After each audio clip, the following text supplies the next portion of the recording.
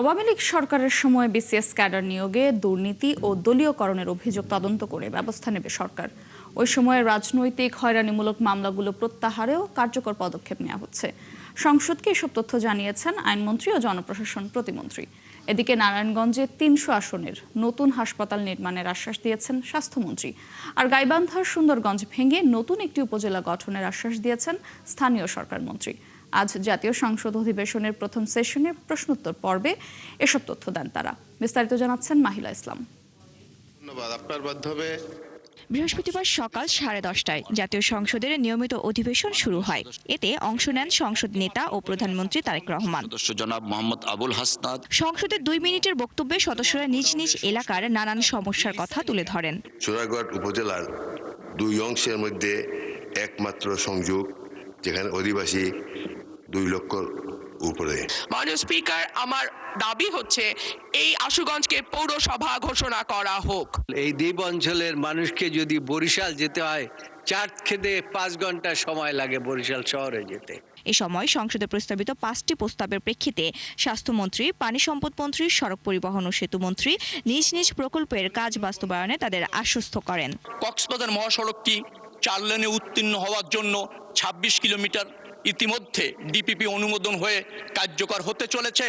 বাকি অংশ ডিপিপি অনুমোদন হবে, ফিজিবিলিটি স্টাডি চলছে। প্রত্যেকটি উপজেলায় প্রত্যেকটি মাননীয় সংসদ সদস্যের জন্য একটি করে যেন কারিগরি স্কুল স্থাপিত হয়। বিছানা এবং রোগীর সংখ্যানুপাতে এটার রোগীর পরিমাণ দেখে যদি প্রয়োজন মনে করি বা সরকার যদি প্রয়োজন মনে করে, আমাদের মাননীয় প্রধানমন্ত্রীর সাথে আলোচনা ক্রমে মাননীয় সংসদ সদস্যের 200 শয্যার নতুন হাসপাতালটি প্রতিষ্ঠা করার কথা বিবেচনা করা হবে। স্থানীয় সরকার মন্ত্রী মির্জা ফখরুল ইসলাম আলমগীর আশ্বাস দেন গাইবান্ধা জেলার সুন্দরগঞ্জ উপজেলা ভেঙে নতুন উপজেলা নির্মাণের। আনুষঙ্গিক বিষয়টি বিবেচনা করে সুন্দরগঞ্জ উপজেলা বিভক্তকরণের প্রস্তাব পাওয়া গেলে নতুন উপজেলা গঠনের বিষয়টি বিবেচনা করা যেতে পারে। প্রশ্নোত্তরে সংসদ সদস্য শামসুর রহমান শিমুল বিশ্বাসের প্রশ্নের লিখিত জবাবে জনপ্রশাসন মন্ত্রী জানান, আওয়ামী লীগ সরকারের সময় বিসিএস ক্যাডার নিয়োগের দুর্নীতি ও দলীয়করণের অভিযোগের তদন্ত শুরু হয়েছে। মন্ত্রণালয়ের শূন্য পদ পূরণে কর্মপরিকল্পনার তথ্য সংসদে উত্থাপন করেন তিনি। এবং আরেক সংসদ সদস্য মনোয়ার হোসেনের প্রশ্নের লিখিত জবাবে আইনমন্ত্রী জানান, আওয়ামী লীগ সরকারের হয়রানিমূলক মামলাগুলো প্রত্যাহারে কার্যকর পদক্ষেপ নেওয়া হচ্ছে। আমরাও চাই, ওনার মতোই চাই, বার কাউন্সিল স্বাধীনভাবে সিদ্ধান্ত নিয়ে। মাহিলা ইসলাম, 71, ঢাকা। জাতীয় জুলাই সনদ বাস্তবায়নে সৃষ্টি হয়েছে জটিলতা। তবে বিরোধী দলকে সাথে নিয়ে সংবিধান সংশোধনের মাধ্যমে সনদ বাস্তবায়নের আশা সরকারের। কিন্তু সংস্কার পরিষদে এখনও স্থির বিরোধী দলীয় জোট। সরকার এককভাবে সংবিধানে সংশোধন করলে সংসদ ও রাজপথে কঠোর আন্দোলনের হুঁশিয়ারি তাদের। মোহন ইসলামের প্রতিবেদন। আজকে আমরা একটা দীর্ঘ তালিকা নিয়ে এই সনদ প্রণয়ন করতে পারছি। রাষ্ট্র ব্যবস্থা সংস্কারের জন্য জাতীয় জুলাই সনদ বাস্তবায়ন নিয়ে মুখোমুখি সরকার ও বিরোধী দল। দ্রুত এটার আপনারা ব্যবস্থা নেবেন। ত্রয়োদশ সংসদ শুরুর পর থেকে এ নিয়ে প্রায়ই বিতর্কে জড়াচ্ছে তারা। তবে প্রথম অধিবেশনেই জুলাই সনদ বাস্তবায়ন শুরু হওয়ার সম্ভাবনা নেই। মাননীয় স্পিকার, জটিলতার কারণ, বিএনপি চায় স্বাক্ষরকৃত সনদ বাস্তবায়ন আর বিরোধী জোট চায় গণভোটের আলোকে। যেভাবেই বাস্তবায়ন হোক তা সংবিধানের কিছু পরিবর্তনের মধ্য দিয়ে করতে হবে। সরকার দলের সদস্যরা বলছেন, সাধারণভাবে সংবিধানের সংশোধনের মাধ্যমেই তারা সনদ বাস্তবায়ন করতে চান। 18টা দফার পরে 152টা দফা আছে, অনুচ্ছেদ আছে সংবিধানে, বাকিগুলোর কি হবে? কাজে এটা সংবিধানের মধ্যে অন্তর্ভুক্ত করতে হবে, এটা নিয়ম। কাজে সংবিধান সংশোধন ছাড়া কোনো বিকল্প নেই। সংসদে 2/3 প্রতিনিধিত্ব থাকায় বিএনপি চাইলেই এককভাবে সংবিধানে সংশোধনী আনতে পারে, কিন্তু এ পথে হাঁটতে চায় না দলটি। আমরা বারবার বিরোধী দলকে বলার চেষ্টা করছি, এখনও বলছি, আবারও বলবো, আমরা যে কোনোভাবেই হোক কোনো ফ্যাসিস্টের জন্য আবার নতুন করে মাথা চারা দেওয়া না হতে পারে। আমরা এটা আলোচনার মাধ্যমে এই সমস্যার সমাধান করবো ইনশাল্লাহ। সরকারি দল বিরোধী দলকে নিয়ে আমরা আলাপ আলোচনার মাধ্যমে আমরা সেটি দেশকে এগিয়ে নিতে চাই, জুলাই সনদ বাস্তবায়ন করতে চাই। আর বিরোধী দল সনদ বাস্তবায়নে এখনও সংস্কার পরিষদের অধিবেশন ডাকার দাবি করছে। তাদের মতে পরিস্থিতি জটিল করেছে সরকার, সমাধানও করতে হবে তাদের। জটিলতাটা ওনারাই সৃষ্টি করেছেন, এখন সেই জটিলতাটা রাষ্ট্রীয় পর্যায়ে এসেছে, এটা সমাধানের রাস্তা ওনাদেরকে বের করে দিতে হবে। বিএনপির এই ভুলটা ভাঙবে, তারা এখন যেভাবে ল্যাপস করেছে, যেটি করেছে, এটি সম্পূর্ণ জাতির সাথে বেইমানি। আর সরকার যদি তাদের বাদ দিয়ে সংবিধানে সংশোধনী আনার চেষ্টা করে তার জবাব সংসদ ও রাজপথে দেওয়ার হুঁশিয়ারি বিরোধীদের। আমরা অবশ্যই আমাদের বিরোধিতা করব, সংসদেও আমরা বিরোধিতা করব, সেই সাথে রাজপথে তো আমরা নামবই। তবে সনদ বাস্তবায়নে একলা পথে হাঁটবে বিএনপি নাকি বিরোধী দলীয় জোটকে আস্থায় এনে তা করবে, সময়ই বলে দিবে সেই উত্তর। জাতীয় রাজস্বের দিক থেকে কিন্তু মোহন ইসলাম, ৭১, ঢাকা। জুলাই সনদ ও গণভোটের রায় বাস্তবায়নের দাবিতে আগামী শনিবার থেকে টানা ১৫ দিনের কর্মসূচি ঘোষণা করেছে জামায়াত নেতৃত্বাধীন ১১ দলীয় ঐক্য। আজ কর্মসূচি নির্ধারণী বৈঠক শেষে তথ্য জানান জামায়াতে ইসলামের সেক্রেটারি জেনারেল অধ্যাপক মিয়া গোলাম পরোয়ার। তিনি জানান ১৮ এপ্রিল রাজধানীতে গণমিছিলের পাশাপাশি ২৫ এপ্রিল সকল বিভাগীয় শহরে একই কর্মসূচি পালন করবে ১১ দলীয় জোট। প্রত্যেক জেলায় গণমিছিল হবে ২ মে। এর মাঝের দিনগুলোতে বিভাগীয় শহর ও জেলাগুলোতে আয়োজন করা হবে সেমিনার। এছাড়া বিভাগীয় শহরের সমাবেশ ও রাজধানীতে মহাসমাবেশ করবে জামায়াতের নেতৃত্বাধীন জোটটি।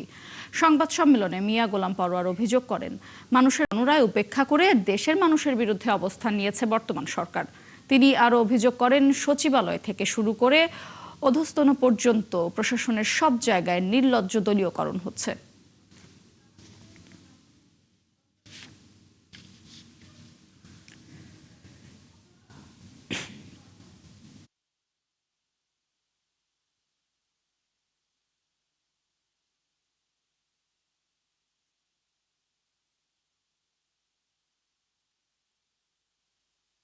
18 এপ্রিল শনিবার 11 দলের উদ্যোগে রাজধানী ঢাকায় গণমিছিল অনুষ্ঠিত হবে ইনশাআল্লাহ। 2 নম্বর, দ্বিতীয় কর্মসূচি 25 এপ্রিল সকল বিভাগীয় শহরে, সেদিনও শনিবার, 25 এপ্রিল শনিবার সকল বিভাগীয় শহরে গণমিছিল। তৃতীয়, মে মাসের 2 তারিখ 2রা মে, সেদিনও শনিবার, প্রত্যেকটি জেলা হেডকোয়ার্টারে জেলা 11 দলের উদ্যোগে বিশাল বিশাল গণমিছিল জেলা সদরে অনুষ্ঠিত হবে ইনশাআল্লাহ। এবং 18 থেকে 2রা মে পর্যন্ত এই যে মাঝখানের দিনগুলোতে প্রত্যেকটি বিভাগীয় শহরে এবং গুরুত্বপূর্ণ জেলা শহরগুলোতে সেমিনার অনুষ্ঠিত হবে। আজ স্বাধীনতা পুরস্কার 2026 পদক তুলে দেবেন প্রধানমন্ত্রী তারেক রহমান। জাতীয় পর্যায়ে গৌরবোজ্জ্বল ও কৃতিত্বপূর্ণ অবদানের স্বীকৃতি স্বরূপ দেশের 15 জন বিশিষ্ট ব্যক্তি ও 5 প্রতিষ্ঠানকে এই পদক দেওয়া হচ্ছে। বিকেল 4টায় ওসমানী স্মৃতি মিলনায়তনে জাতীয় পর্যায়ে গৌরবোজ্জ্বল ও কৃতিত্বপূর্ণ অবদানের স্বীকৃতি হিসেবে এই পদক তুলে দেবেন প্রধানমন্ত্রী। এবছর স্বাধীনতা, গণতন্ত্র, নারী শিক্ষা সহ দেশ গঠনে সার্বিক অবদানের জন্য সাবেক প্রধানমন্ত্রী খালেদা জিয়াকে মরণোত্তর স্বাধীনতা পুরস্কার দেওয়া হচ্ছে। এছাড়া আরও 14 জন বিশিষ্ট ব্যক্তি ও 5 প্রতিষ্ঠানকে দেওয়া হবে এবারের স্বাধীনতা পদক। স্বাধীনতা ও মুক্তিযুদ্ধ সহ বিভিন্ন ক্ষেত্রে অবদানের স্বীকৃতি হিসেবে দেশের সর্বোচ্চ রাষ্ট্রীয় পুরস্কার স্বাধীনতা পদক দেওয়া হয়।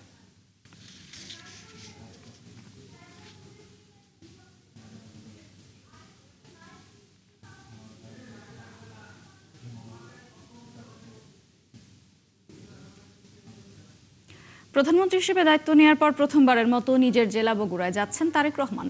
আগামী 20 এপ্রিলের এই সফর ঘিরে প্রস্তুতি নিচ্ছে জেলা প্রশাসন, প্রস্তুত হচ্ছে দলীয় নেতাকর্মীরাও। সরকারি কর্মসূচির পাশাপাশি প্রধানমন্ত্রী ভাষণ দেবেন শহীদ আলতাফুন্নেসা খেলার মাঠের দলীয় জনসভায়। স্থানীয় সরকার প্রতিমন্ত্রী মীর শাহে আলম সাংবাদিকদের জানিয়েছেন, ওই দিন প্রধানমন্ত্রীর বগুড়া পৌরসভাকে সিটি কর্পোরেশন ঘোষণা করার কথা রয়েছে। SM আবু সাইদের প্রতিবেদন, ছবি তুলেছেন মনির হোসেন। দীর্ঘ 20 বছর পর নিজ ভিটায় ফিরছেন তারেক রহমান। তাই তার আগমনকে ঘিরে উচ্ছ্বসিত বিএনপির নেতাকর্মী সহ সাধারণ মানুষ। প্রিয় নেতাকে বরণ করতে অধীর আগ্রহে অপেক্ষা করছেন তারা। বুধবার সকালে এক সংবাদ সম্মেলনে প্রধানমন্ত্রীর সফরের বিষয়টি নিশ্চিত করেন স্থানীয় সরকার, পল্লী উন্নয়ন ও সমবায় প্রতিমন্ত্রী মীর শাহে আলম এবং প্রধানমন্ত্রীর অতিরিক্ত প্রেস সচিব আতিকুর রহমান রুমন। ব্রিফিংয়ে জানানো হয়, সফর উপলক্ষে একটি বড় জনসভা সহ বিভিন্ন কর্মসূচির আয়োজন করা হচ্ছে। আর এতে জেলার বিভিন্ন উপজেলা থেকে বিপুল সংখ্যক নেতাকর্মী অংশ নেবেন। এ সময় জনসভার স্থলসহ বিভিন্ন ভেন্যু পরিদর্শন করেন সংশ্লিষ্ট কর্মকর্তারা। উপস্থিত ছিলেন স্থানীয় সংসদ সদস্য, জেলা প্রশাসনের ঊর্ধ্বতন কর্মকর্তা এবং বিএনপির নেতৃবৃন্দ। ওনাকে যদি আমরা স্বতঃস্ফূর্তভাবে অংশগ্রহণ করে বগুড়ার মানুষ হিসাবে, উনি বগুড়ার সন্তান হিসাবে একটা সাকসেসফুল জনসভা করে দিতে পারি, আমাদের যত দাবি দেওয়া আছে 19 বছরের বঞ্চিত এবং বঞ্চনার শিকার যে বগুড়াবাসী সবই ইনশাল্লাহ বাস্তবায়ন হবে। সরকারি প্রোগ্রামগুলো শেষে বগুড়ার মানুষের সাথে আলাদাভাবে কথা বলার জন্য, দেখা করার জন্য এই জনসভার আয়োজন করা হচ্ছে এবং সর্বশেষ অনুষ্ঠান কিন্তু উনি লাঞ্চের পরে এই অনুষ্ঠানটাই করবেন এবং এখান থেকেই উনি ঢাকার উদ্দেশ্যে রওনা দিবেন। স্থানীয় নেতাকর্মীরা মনে করছেন তারেক রহমানের এই সফর বগুড়ার উন্নয়ন ও রাজনৈতিক কর্মকাণ্ডে নতুন গতি আনবে। প্রধানমন্ত্রী হওয়ার পরে প্রথম বগুড়াতে তার নিজ জন্মভূমিতে আসছেন, এখানে সবাই ঐক্যবদ্ধভাবে তার সামনে উপস্থিত হবেন আমাদের জনসভায়। বগুড়ার মানুষের সিটি কর্পোরেশনের ঘোষণার মধ্য দিয়ে বগুড়ার মানুষের উন্নয়নের যে চাকা সেটা কিন্তু ঘোরাবেন এবং বগুড়ার মানুষের দীর্ঘদিনের যে চাহিদা ছিল সেই চাহিদা ইনশাল্লাহ তিনি সবারই চাহিদা পূরণ করবেন বলে আমরা আশা রাখি। সফরকে কেন্দ্র করে শহর জুড়ে চলছে সাজসজ্জা, নিরাপত্তা পরিকল্পনা এবং জনসমাগম ব্যবস্থাপনার প্রস্তুতি। রাজনৈতিক মহলের মতে অবকাঠামো উন্নয়ন, স্থানীয় সরকার ব্যবস্থার শক্তিশালীকরণ এবং চলমান প্রকল্প নিয়ে গুরুত্বপূর্ণ বার্তা আসতে পারে প্রধানমন্ত্রীর এই সফরের মাধ্যমে। SM আবু সাইদ, ৭১, বগুড়া। ঘুরে দাঁড়াতে বাংলাদেশের দুর্বল ব্যাংকগুলোকে তহবিল দেবে ইন্টারন্যাশনাল ফাইন্যান্স কর্পোরেশন IFC। ওয়াশিংটনে বিশ্ব ব্যাংক এবং IMF এর বসন্তকালীন বৈঠকে IFCর নীতি নির্ধারকদের সঙ্গে বৈঠকের পর অর্থমন্ত্রী আমির খসরু মাহমুদ চৌধুরী একথা জানান। এছাড়া দেশের পুঁজিবাজারের উন্নয়নে বহুজাতিক আর্থিক প্রতিষ্ঠান JP মর্গান সহযোগিতার আশ্বাস দিয়েছে বলেও জানান তিনি। রুহুল আমিনের ডেস্ক রিপোর্ট। বিশ্বব্যাংক ও IMF এর বসন্তকালীন সভার তৃতীয় দিনে বাংলাদেশ প্রতিনিধি দল বৈঠক করে ইন্টারন্যাশনাল ফাইন্যান্স কর্পোরেশন IFCর প্রতিনিধিদের সঙ্গে। ব্রিফিংয়ে অর্থমন্ত্রী আমির খসরু মাহমুদ চৌধুরী জানান, ব্যাংকসহ বেশ কিছু খাতে বিনিয়োগ বাড়াতে আগ্রহী সংস্থাটি। বাংলাদেশ টাকার ডেপ্রিসিয়েশনের কারণে তো অনেক বিজনেস হাউস, অনেকেই ক্যাপিটাল ইরোশন হয়েছে। এটা আছে, গভর্নমেন্টের অনেকগুলো প্রজেক্টও বন্ধ আছে, ব্যাংকিং সেক্টরে একটা বড় ডেফিসিট আছে, যারা ব্যাংকগুলো বিভিন্নভাবে তাদের ক্যাপিটাল অ্যাডিকুয়েসি প্রশ্নবিদ্ধ হয়েছে। তো এইগুলোর সার্বিক সমাধানে আমরা IFC খুব ইন্টারেস্ট দিয়েছে। অর্থমন্ত্রী জানান, দুর্বল ব্যাংকগুলোতে IFC বিনিয়োগ করলে ব্যাংকগুলোর ঘুরে দাঁড়ানোর সুযোগ তৈরি হবে। ভালো অ্যামাউন্ট একটা লিকুইডিটি দেবে ব্যাংকগুলোকে, তারপরে ট্রেড সাপোর্ট দেবে গ্যারান্টি দিয়ে, এবং প্রাইভেট সেক্টরে যাদের যেসব কোম্পানিতে ক্যাপিটাল ডেফিসিট হয়েছে তাদেরকে কি সাপোর্ট দিতে পারে সেটা নিয়ে আলাপ হয়েছে। তারপরে গভর্নমেন্ট যেগুলো প্রজেক্ট বন্ধ হয়ে আছে বিভিন্ন জায়গায়, বিগ অ্যাসেট, এগুলোকে রিভাইভ করে ইনভেস্টমেন্টের মাধ্যমে, বিদেশি ইনভেস্টমেন্টের মাধ্যমে এগুলোকে কিভাবে রিভাইভ করা যায়। একই দিনে অর্থমন্ত্রী বৈঠক করেন প্রভাবশালী মার্কিন বহুজাতিক আর্থিক প্রতিষ্ঠান JP মর্গানের কর্মকর্তাদের সঙ্গেও। আলোচনা হয় পুঁজিবাজার উন্নয়ন প্রসঙ্গে। বাংলাদেশের ক্যাপিটাল মার্কেটের অবস্থা তো খুবই খারাপ। এখানে আমাদের নতুন নতুন প্রোডাক্ট আনতে হবে, ইনক্লুডিং বন্ড সহ কিছু। JP মর্গানের এখানে বাংলাদেশে অংশগ্রহণ করা হচ্ছে এটা সিগন্যাল, একটা গ্লোবাল সিগন্যাল। এটা যে JP মর্গান যখন বাংলাদেশে ইনভলভ হয়, তো ফ্ল্যাগশিপ কোম্পানিগুলোকে একটা মেসেজ দেয় এটা। তো আমরা আশা করছি JP মর্গানের সাথে আমাদের আগামী দিনের কিছু প্যাকেজিং করা সম্ভব হবে। এটা আলাপ আলোচনার বিষয়, সিদ্ধান্তের বিষয়, এবং JP মর্গানের আসার কারণে আরো অনেকেই এখানে ইন্টারেস্ট নেবে। বসন্তকালীন সভায় এদিন বিভিন্ন দেশ থেকে আসা সাংবাদিকদের মুখোমুখি হন IMF ব্যবস্থাপনা পরিচালক ক্রিস্টালিনা জর্জিয়েভা। তিনি জানান, মধ্যপ্রাচ্যের যুদ্ধে সবচেয়ে ঝুঁকিতে এশিয়ার কিছু দেশ। রুহুল আমিন, ৭১, ঢাকা। গত এক মাসে পুঁজিবাজারে বিদেশি বিনিয়োগ কমেছে প্রায় ৬০%। শুধু তাই নয়, 25 কোম্পানিতে থাকা 215 কোটি টাকা শেয়ার বিক্রির বিপরীতে কেনা হয়েছে মাত্র 50 কোটির। ফলে বাজার থেকে বের হয়ে গেছে 165 কোটি টাকা। বিশেষজ্ঞরা বলছেন, অর্থনৈতিক অনিশ্চয়তা, মূল্যস্ফীতির চাপ ও যুদ্ধের কারণে আস্থা পাচ্ছেন না বিনিয়োগকারীরা। মেজবা হাসানের রিপোর্ট। পুঁজিবাজারে বিদেশি বিনিয়োগ আস্থা বাড়ায় অন্যদের, কিন্তু আওয়ামী সরকারের শেষ সময়ে ধীরে ধীরে কমতে থাকে সেই অংশ। তথ্য বলছে 2022 সালে নিট বিনিয়োগ কমে প্রায় 2000 কোটি টাকা। অভ্যুত্থানের পর অন্তর্বর্তী সরকার সংস্কারের উদ্যোগ নিলেও কাজ হয়নি খুব একটা, এমনকি আস্থা বাড়েনি নতুন সরকার আসার পরও। ডিএসসির তথ্য বলছে, ফেব্রুয়ারিতে বিদেশি বিনিয়োগকারীদের লেনদেন ছিল 663 কোটি টাকা, অথচ মার্চে তা নেমে আসে 350 কোটির নিচে। ফলে মাসের ব্যবধানে তা কমে 59%। এছাড়া এক মাসে 215 কোটি টাকা শেয়ার বিক্রয়ের বিপরীতে কেনা হয় মাত্র 50 কোটি টাকার। বিশেষজ্ঞরা বলছেন, সরকার বদল হলেও আস্থা ফেরেনি বিনিয়োগকারীদের, ফলে এখনো তারা ঘুরপাক খাচ্ছেন অনিশ্চয়তার বৃত্তে। রাজনৈতিক এবং অর্থনৈতিকভাবে একটা অনিশ্চয়তা আছে এবং অনিশ্চিত পরিবেশে বিনিয়োগ করে না, বিদেশি বিনিয়োগকারী তো করেই না। 2 নম্বর হচ্ছে, আমাদের গত 2 বছরে একটা হেভি টাকার অবমূল্যায়ন হয়েছে। তো টাকা, ডলারের দাম যখন বাড়ে আর টাকার দাম যখন অবমূল্যায়ন হয়, সেই পরিস্থিতিতে ডলার দিয়ে এখানে যদি ইনভেস্টমেন্ট করে, তাহলে যখন টাকাটা ফেরত দিয়ে যাবে কম টাকা পাবে। সুতরাং যখন টাকা অবমূল্যায়ন হয়েছে, তখন বিদেশি বিনিয়োগকারী এখান থেকে করবে না এবং যারা করেছে তারা দ্রুত চলে যেতে চেষ্টা করবে। তথ্য বলছে, এক মাসে সবচেয়ে বেশি অর্থ বের হয়ে গেছে অলিম্পিক ইন্ডাস্ট্রিজ থেকে, প্রায় 76 কোটি টাকা। এছাড়া ব্র্যাক ব্যাংক থেকে 34 কোটি, স্কয়ার ফার্মাসিউটিক্যালস থেকে 32 কোটি ও গ্রামীণফোন থেকে বিদেশি বিনিয়োগ বের হয়েছে 29 কোটি টাকা। তালিকায় রয়েছে রেনাটা, সিটি ব্যাংক ও বিএটির মতো কোম্পানিও, যার পেছনে যুদ্ধ, অর্থনৈতিক অনিশ্চয়তা ও মূল্যস্ফীতিকে দুষছেন বিশ্লেষকরা। এখন সবকিছু আমাদের বিরুদ্ধে যাচ্ছে। এরপর যুদ্ধ শুরু হলো, তেলের মূল্য বাড়তেছে, হিউজ সাবসিডি দিচ্ছে। তো আমাদের পক্ষে তো আমি খুব বেশি কিছু ফ্যাক্টর দেখি না। বিদেশিরা আসবে, যাবে, আবার আমাদের ইকোনমি চাঙ্গা হয়, আবার আমাদের ভালো কোম্পানির সংখ্যা যদি বৃদ্ধি পেতে থাকে। লিস্টেড 3 ক্যাটাগরি কোম্পানিকে আমরা আইডেন্টিফাইড করেছি।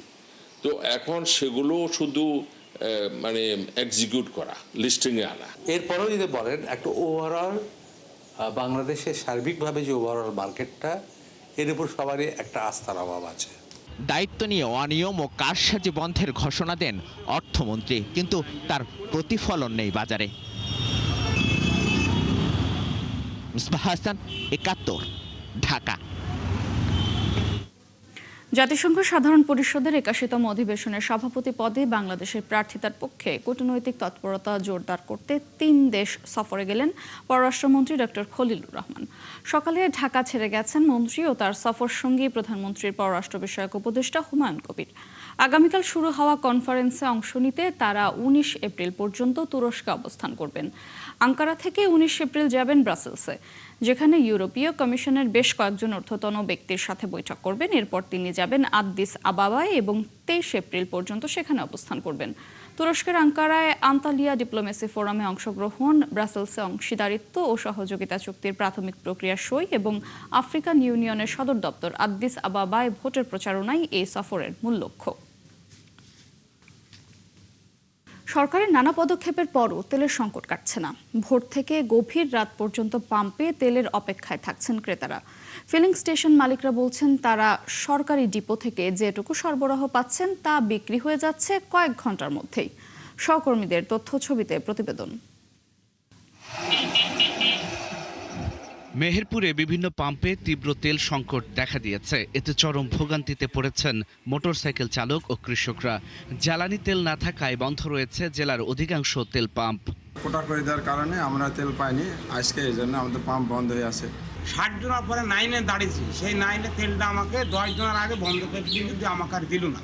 পটুয়াখালীর কোনো পাম্পে থেকেই নিরবিচ্ছিন্নভাবে সংগ্রহ করা যাচ্ছে না জ্বালানি তেল। তীব্র গরমে কয়েক ঘন্টা দাঁড়িয়ে চরম দুর্ভোগে পড়ছেন যানবাহন চালকরা। কালকে গেছি, আজকেরও তেল নাই, আসে নাই। মুন্সিগঞ্জ জেলার ফিলিং স্টেশনগুলোতে কোনো ধরনের তেল না থাকায় মাইকিং করে জানিয়ে দিচ্ছে কর্তৃপক্ষ। গত কয়েকদিন ধরে পাম্পে পাম্পে ঘুরেও তেল না পেয়ে দিশেহারা চালক ও পরিবহন শ্রমিকরা। ফেনীতে কোনোভাবেই কাটছে না অকটেন সংকট। জেলার বিভিন্ন পেট্রোল পাম্পে ভোর থেকেই দীর্ঘ লাইনে দাঁড়িয়ে থাকতে হচ্ছে মোটরসাইকেল চালকদের। ঘন্টার পর ঘন্টা অপেক্ষার পরও মিলছে না কাঙ্ক্ষিত জ্বালানি। তেল নাই, অকটেন নাই, তাহলে আমাদের চাকরিজীবী লোকেরা কিভাবে আমরা অফিস করব? বৃহস্পতিবার ভোর থেকে রাজবাড়ী জেলার 3টি ফিলিং স্টেশনে সীমিত পরিসরে তেল বিক্রি হচ্ছে। কোনোটিতে পেট্রোল, আবার কোনোটিতে বিক্রি হচ্ছে ডিজেল, যে কারণে ফিলিং স্টেশনগুলোতে তেল প্রত্যাশীদের জটলা লেগেই আছে। গাড়িওয়ালার কারণ হচ্ছে তার মালের দাম তেমনি বেড়ে যাচ্ছে। ডোবে তেল দিচ্ছে, ডোবে তেল বেশি চালায়, ডোবে তেল দামি, খালি ডোবে তেল দামি। আরে গাড়িগুলো কি করবি? সকাল দিন অনুরোধ করে এই 500 টাকার তেল দিয়ে আমি এখন কি করব? আমার উপায় কি? 27 ভাই জমিতে পানি দিই। মানিকগঞ্জের ফিলিং স্টেশনে তেল দেওয়ার খবরে মুহূর্তের মধ্যেই জড়ো হয় শত শত মোটরসাইকেল। তেল দেয়া শুরু হলে 2-3 ঘন্টার মধ্যেই তেল ফুরিয়ে যাচ্ছে। গত 12 দিন আগে 300 টাকা তেল নিছি, কিন্তু এরপরে আর তেল নেওয়ার কোনো সুযোগ পাই নাই। সুনামগঞ্জের বেশিরভাগ ফিলিং স্টেশন বন্ধ রয়েছে। গুটি কয়েক পাম্পে সীমিত পরিসরে অকটেন ও ডিজেল সরবরাহ করা হলেও বন্ধ রয়েছে পেট্রোল সরবরাহ। গ্রাহকদের রয়েছে নানা অনিয়ম ও হয়রানির অভিযোগ। কুমিল্লা নগরের 6টি পাম্পে অকটেন নেই, ডিজেল দেয়া হচ্ছে 500 থেকে 1000 টাকায়। জেলার বেশিরভাগ পাম্পগুলোতে তেল দেয়া হচ্ছে সপ্তাহে একদিন। সব পাম্পে একসাথে ডিপো থেকে তেল সরবরাহ করলে তেলের সংকট কাটিয়ে ভোগান্তি কমানো সম্ভব। আল ইমরান, 71। বরগুনায় ভয়াবহ মাত্রায় বাড়ছে হাম। শুধু এপ্রিলে হামে আক্রান্ত হয়ে সদর হাসপাতালে ভর্তি হয়েছে 238 জন। এদের মধ্যে মারা গেছে 4 জন শিশু। ইপিআই এর হিসেবে বর্তমানে সারা দেশে হাম সংক্রমণের হার বরগুনা সদরে সবচেয়ে বেশি। সাগর আকুনের পাঠানো তথ্য, ছবিতে প্রতিবেদন। গত এক সপ্তাহে বরগুনায় প্রতিদিন অন্তত 20 জন রোগী হামের উপসর্গ নিয়ে হাসপাতালে ভর্তি হয়েছে। হাসপাতালে ভর্তি হয়নি এই সংখ্যাও কম নয়। হামে এখন পর্যন্ত 4 শিশু মারা গেছে। তাদের প্রত্যেকের বয়স 1 বছরের নিচে। আক্রান্ত শিশুর স্বজনরা জানান, লক্ষণ দেখা দেওয়ার সঙ্গে সঙ্গে শিশুদের হাসপাতালে ভর্তি করা হয়েছে। আমার বাচ্চার 3-4 দিন আগ থেকে একটু হালকা জ্বর ছিল, তারপরে দেখি যে চোখ লাল হয়ে গেছে, চোখ থেকে পানি পড়ে। নাক মুখের ভিতরে ওর লাল লাল গোটা গোটা এইগুলো কিছু দেখা যাইতেছে, আর জ্বর আছে। ডেঙ্গুর পর আবারও সংক্রামক রোগের আতঙ্ক ছড়িয়েছে গোটা জেলায়। এখনো যদি প্রশাসন এই ব্যবস্থা না নেয় তাহলে তো বরগুনার মানুষের অবস্থা খুবই খারাপ হবে। এই বাচ্চাদের কি অবস্থা, 100-র উপরে হসপিটাল অলরেডি ভর্তি আছে। আমরা আমাদের বাচ্চা কাচ্চা নিয়ে আমরা দুশ্চিন্তে আছি। তো আমাদের সচেতন হতে হবে। আমরা হসপিটাল আসছি, আমাদের মাস্ক ব্যবহার করতে হবে, বা বাড়িতে আমাদের নিজেদের সচেতন থাকতে হবে। উন্নয়ন কর্মীরা বলছেন, মানুষের অসচেতনতার পাশাপাশি হাম নিয়ন্ত্রণে প্রশাসনের গাফিলতি রয়েছে। হামের একটা প্রকোপ অলরেডি শুরু হয়ে গেছে, তো ডেঙ্গুর প্রবণতাও কিন্তু বাড়তে পারে। তো সেক্ষেত্রে মানুষকে বেশি সচেতন হতে হবে। এই সরকারের কোনো দৃষ্টি নাই, যার কারণে আমাদের এখানে স্বাস্থ্যসেবার অবস্থা খুবই খারাপ। যদিও সিভিল সার্জন বলছেন, আক্রান্তদের চিকিৎসা সেবা নিশ্চিত করার পাশাপাশি সংক্রামিত এলাকায় ফেস্টুন ও লিফলেট বিলি করে সচেতনতা সৃষ্টি করা হচ্ছে। প্রত্যেকটা ক্লাসে আমরা কিন্তু তাদেরকে এই ডেঙ্গু এবং হাম এবং শনিবারের পরিষ্কার পরিচ্ছন্নতা কার্যক্রম সম্বন্ধে তাদেরকে আমরা ওয়াকিবহাল করেছি। বর্তমানে বরগুনা সদরে 20টি কেন্দ্রে 21 দিনের বিশেষ টিকাদান কর্মসূচি শুরু হয়েছে এবং আগে টিকা নেওয়া শিশুদেরও এর আওতায় আনা হচ্ছে বলে জানালেন এই চিকিৎসক।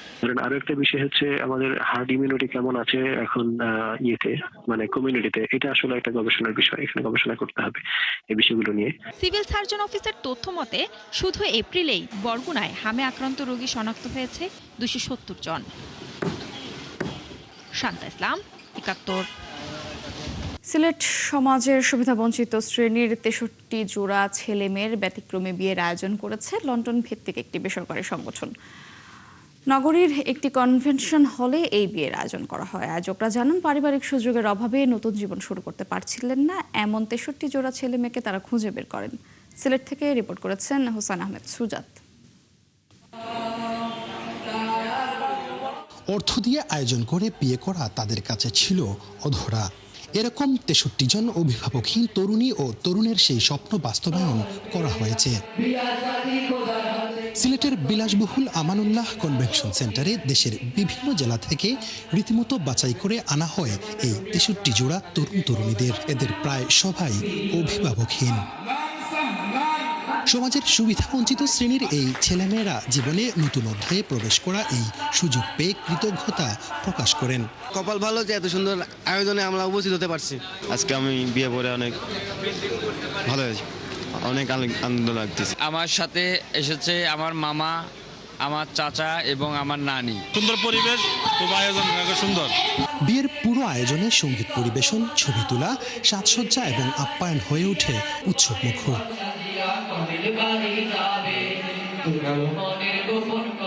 প্রতিটি দম্পতিকে আয়োজকদের পক্ষ থেকে সংসার শুরু করার প্রয়োজনীয় সামগ্রী উপহার দেয়া হয়। আয়োজকরা আরও জানান, ভবিষ্যতে এই পরিবারগুলোর পাশে তারা দাঁড়াবেন। It's lovely to see all the grooms dressed up, and inshallah we can make dua for them, and inshallah their lives together can be a fruitful one, inshallah. Has been immensely difficult, but thanks to everyone's support we've been able to achieve this. এই আয়োজনে প্রত্যেক কাপড়কে প্রায় 2 লক্ষ টাকার উপহার সামগ্রী দেওয়া হচ্ছে। এটা একটা বিশাল বিষয়। হুসাইন আহমেদ সুজাত, 71 সিলেট। দর্শক, চলছে সংবাদ সংযোগ। সরাসরি সংবাদ অনুষ্ঠান দেখতে চোখ রাখুন 71-এর ফেসবুক পেজে এবং সাবস্ক্রাইব করুন 71-এর ইউটিউব চ্যানেল। থাকুন 71-এর সাথে।